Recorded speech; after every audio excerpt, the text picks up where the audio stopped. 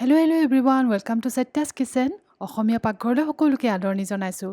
আজি এটা একেবাৰে সহজ আৰু সাধাৰণভাৱে বনোৱা গাহৰি মাংসৰ ৰেচিপি লৈ আহিছোঁ আপোনালোকৰ ওচৰলৈ, যিটো প্ৰায়বিলাক ঘৰতে বনাই চাগে।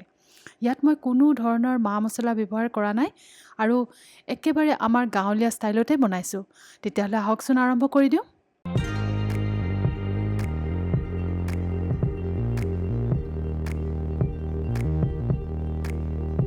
ঔটেঙাৰ লগত গাহৰি মাংসৰ ৰেচিপিটোৰ এটা সুকীয়া টেষ্ট আছে, যিটো খাই পোৱাজনে নিশ্চয় বুজি পাব।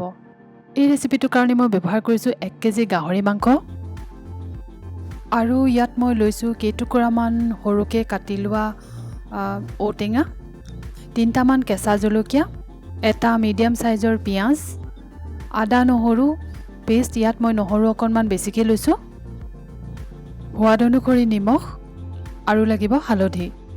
এখন ডাঠ কেৰাহী গৰম হ'বলৈ দিছোঁ ভালদৰে। কেৰাহীটো গৰম হোৱাৰ লগে লগে ইয়াত মই গাহৰি মাংসখিনি দি দিছোঁ।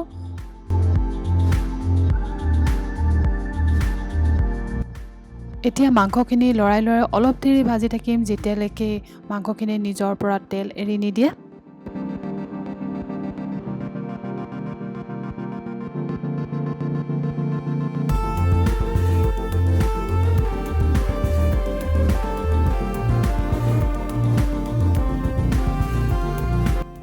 এতিয়া মই এড কৰিছোঁ নিমখ, আপোনালোকে নিজৰ সোৱাদ অনুসৰিয়ে ল'ব।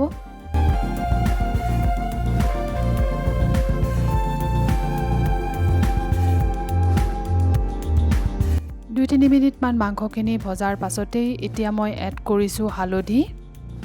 ইয়াত মই 1 টিস্পুন লৈছোঁ। মাংসখিনি হালধিখিনিৰ লগত ভালদৰে মিক্স কৰি লৈছোঁ। মাংসখিনি অলপ দেৰি ভজাৰ পাছতেই মনত পৰিলে আলু দেখোন দিয়াই নাই, সেইকাৰণে এটা ডাঙৰ চাইজৰ আলু কাটিও দি দিছোঁ।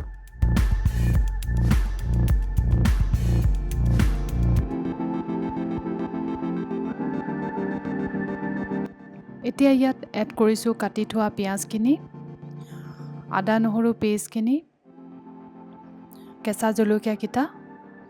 তাৰপিছত এইখিনি ধুনীয়াকৈ মিক্স কৰি ল'ম এবাৰ ভালদৰে।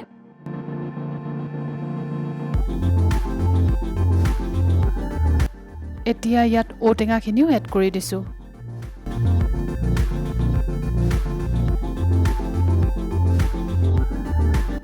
এতিয়া ইয়াত মই উতলা গৰম পানী দিছোঁ আৰু পানী আৰু মই সৰহকৈ দিম ইয়াত।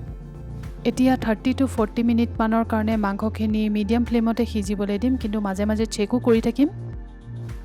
ইয়াত মাংসৰ গ্ৰেভিৰ কনচিষ্টেঞ্চিটো আপোনালোকে যিমান বিচাৰে সেই হিচাপমতে ৰাখিব। মই অলপ কমকৈ ৰাখিছোঁ, সেইকাৰণে অলপমান শুকুৱাই দিলোঁ।